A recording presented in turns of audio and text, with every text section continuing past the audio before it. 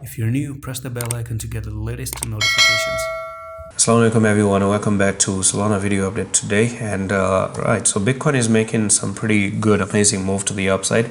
And as far as I'm looking at things, if Bitcoin keeps doing what it's actually doing right now, then we could be potentially on the verge of Solana moving up to $23.27. Okay, now Solana, for some reason, it actually makes me confused with one thing, and that thing is the following. Okay, and I'm going to talk about this. The last time you made a pump to $36, you did that pump, and I wasn't like, that actually convinced me that, you know, maybe the bottom is in, you know, the bottom could be in or something like that, but the bottom wasn't actually in. If I do actually show you the RSI, we are quite overbought with the RSI at the moment. So yeah, you gotta be careful with Solana right now.